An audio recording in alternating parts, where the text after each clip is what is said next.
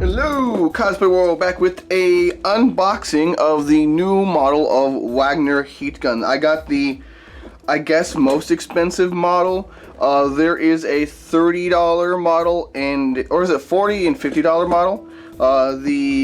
I believe 300, 500, 700, I believe off the top of my head is the other models that are available. But because I needed to go up to 1300 degrees to work with acrylics, at least work with acrylics easily or more easily, I got the most expensive one for around $60 here in the Chicago area. So it's completely new. It actually took a second to figure out that this was the heat gun I was looking for. The previous model is this one. It was running around $40. I guess the price had gone down. It was at one point around 50, 60 bucks, but the price had gone down. It might have been because the new model was well on its way. And as you can see, it has a digital display in which you can use it to figure out the temperature, and it has a high and low setting. So this actually burned out in an interesting way. The fan died, and so I bet you that triggered the safety mechanisms within the machine itself, and so it's just not turning on. I did feel a bit of heat within the handle, so there might be just a bad wiring in there. So I'm thinking about going in and seeing if I can fix it and rewire it to work again. Usually heat guns, the coil burns out before anything else. Obviously it's being turned on and off constantly, so that tends to go. And that's why I like to get the one with cooling setting, because it makes it just generally last longer. Yeah, I'm going to see what I can do with that. Maybe I'll do a short video on repairing it or possibly Frankensteining it. I don't recommend this, obviously, for the electrical hazard, but I'm a crazy person. I like to screw with things. Oh well, we'll see what's going on with that. Now to the unboxing, which I'm pretty sure is going to be fairly similar to the other heat guns I've owned. It's just the biggest design change is the digital display, I suppose. Because now it looks like a Star Trek phaser. Admittedly, that looks pretty cool, but we'll see if it holds up. The fan here has the intake housing on the side, which I guess, I don't know if that has any real advantage here. One thing I did enjoy is that because of the lateral slots, dust was less likely to get in. There's actually two sets of slots in there, and so you don't want dust getting in and basically burning out the coils. We'll see how this holds up in comparison. So the first thing I'm noticing is that the cord is detachable. That is something I don't think I've ever seen in a heat gun. I don't know what's up with that. Does that mean it's cordless? Do we have a battery in the back of this thing? Is that just, that might be the design feature here that we're looking for. No, it's not. Does not have currently power. So that would be totally cool if it had like a battery. Ergonomic soft grip hanging loop for storage, I guess. No, that's just a hanging loop. Protective sidebars. The sidebars are really good because of the angle. You don't want to lay it down flat. It was a problem with some of the older models where you laid them down, you just instantly go into whatever material you were putting it on, and heat damage was a thing. Okay, let's pop this baby into some sort of power. The cord in itself attached to the power strip here is actually a bit smaller. Let me pull this one off here. Yeah, they had a 3-prong here, but the new one is only a 2-prong. So that's interesting. I don't know if that's any better, I'll be honest with you. I feel a little better about 2 prongs, but what the hell do I know about these? Here we have the jet controls for the direction of the air jet, but I don't usually use those, and I have a zillion of them anyway. So I imagine they're probably the same exact piece. So Let me see. Can I just pop this out? Okay. Before I get this thing making noise, the digital display is the new feature, and it's got a ton of extra settings. It says it has 117 settings. I think that's just adding 2 or 3 additional heat settings to the other models, and thus you multiply that by some number, and it gives you some crazy larger amount of settings. It's probably not the huge deal. I'm going to turn this on. We're going to explore the settings here. Oh wait, we have a power thing. So we have the fan settings, I suppose, and then the heat settings. I'm going to assume are how this works here. So let's do this and this. What is this doing? Oh, okay, that's doing the temperature. Okay, so let's crank that baby up to max. Oh, this is kind of annoying, to go all the way up. And it goes all the way up to 1300, I hope. Cool, that's as high as it goes. And then it automatically pumps the fan up to max. I'm willing to bet that the fan is part of that.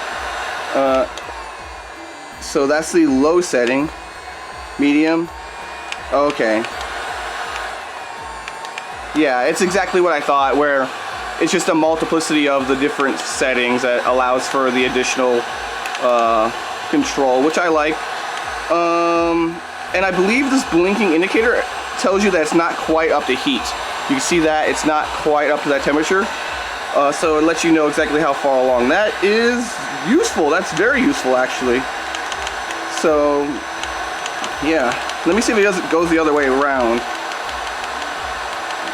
Yes, it does. Yes, it appears to do that, yeah. It's blinking as I go down, as it cools it off. And I bet you it's turning the fan on in order to do that. Actually, let me turn this fan down just for video purposes. Let's turn that down to the minimum. And it goes all the way down to 120. That is the lowest I think I've seen on a heat gun. The lowest setting on this is 250. So this is good for your low temperature your low temperature cosplay materials. This is definitely much more suited for your Warbler work. With Warbler, this was kind of something you had to practice the distance with and make sure that you didn't overheat it too quickly. But definitely when you're working with those more sensitive thermal adhesive materials, this low setting is much more useful. Yes, I'm actually pretty happy with that. So, assuming that the electronics are reasonably well made and the housing for the coil is protected from dust and the cooling cycle keeps it from burning itself out, this is definitely a much better model as far as control is concerned. I'm going to watch it and see how the longevity goes for this. That's something that can only be kind of tested. Here we have a new nozzle. What is this? So it looks like it's got a spiral jet on it. I guess it keeps the direction of the air focused. That's probably pretty useful. Whereas this one just kind of forces it into a cone, and you get the air in a controlled burst in this general area usually, and it spreads out after that. I'm wondering if this extends the control of the jet into a more into a longer jet. Rah, rah, rah, rah. Big words. Use all the big words. Can I just hold this? Oh God, thank you. I can just hold this thing down and it brings the temperature up more quickly. Because pushing that button constantly would have been annoying. And that's the thing about getting more options, more control, is that hitting that button and using the controls is much more pain in the ass. Whereas this is just a high or low setting, and then the temperature difference is there across the top with only 6 options. So that's a total of 12 options with a cooling cycle. And this one has allegedly 117. I'm betting that's 1 or 2 of those, to make up for the weird kind of 17 at the end there, is actually the fan settings. So I'm actually going to turn this off. I can't turn the fan off, which is interesting, but you can see it actually cooling down. That's awesome, and you get to know when it's done. And it looks like it's not going to take too long because it actually hasn't been running particularly long. I'm willing to bet that if you've been running this for a good 20 or so minutes on whatever you're working on, that it will take longer. But yeah, the fan is just kicking on to cool down the coil on the inside there.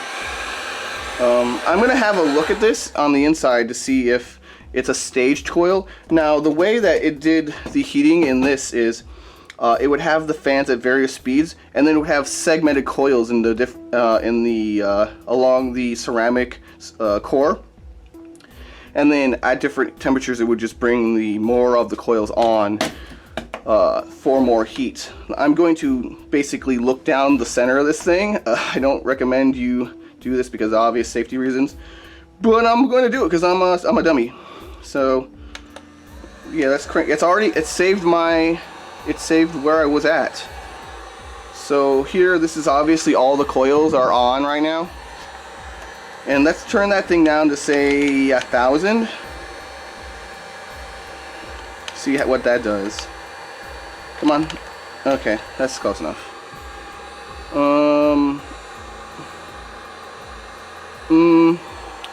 The front, like a few coils on the front are not on. I'd say one or two, but that might not be actually any. We'll see what that if that means anything. So let's crank that down to 800.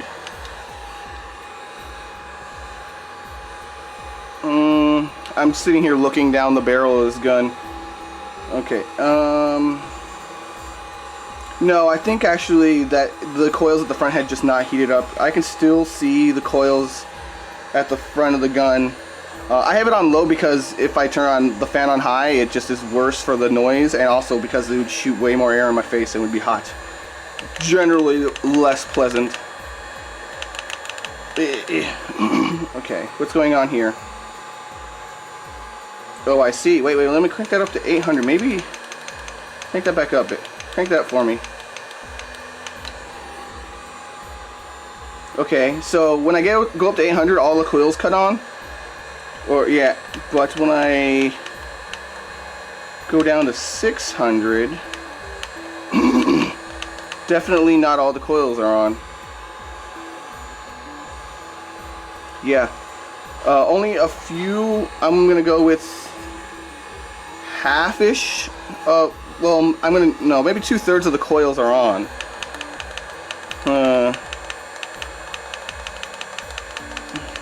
At least visibly hot, I should say. So I'm pretty sure that around 600, around 600 it also is gonna, or sorry, around 600 is probably gonna do the same thing. And I'm willing to bet that they are just dropping the voltage on these in order to do the varying temperatures between the different stages. I'm gonna do a bit more poking around off camera to see if it does have staged coils. I don't want to do that too much on camera. I could be wrong. It might just be a voltage thing where it's just one set of coils and they're amping up the voltage to do the various heat settings. If that is the case, I'm not a huge fan of that, because if one breaks, the whole thing breaks. And I've had in the past when the voltage, when the heat guns are set up in this way, the entirety of the heat gun is stressed, and so if it tends to break and burn out the coils at the back end at this very, very start where it's going to have the most resistance, or it's going to get hot first anyway, I should say. You guys who know electricity know what I'm saying, even though it's not totally good words. So I'm hoping that's not just a voltage thing, because in all likelihood it's going to burn out near the back end of the core before anything else happens. Whereas with the staged stage coils, they just bring on more power to different parts, and so it doesn't stress out the one at the very beginning as much with the front end voltage, or the voltage of the front end. Damn, that's the worst. That's the worst. So I hope you guys enjoyed. This is the new model. That's my opinions of it. It's generally definitely got much more control. As I wait for this thing to stop making noise, I'll put it over there. It definitely has much more control. I'm am worried about the longevity of the tool itself, based on the coil design. That's a huge thing with heat guns, in my opinion. So we'll see. I'll give you guys updates or something like that in the annotations if something comes up. See you guys next time. Good times to all. Hit that sub button for more cosplay tutorials, con coverage, and general cosplay madness.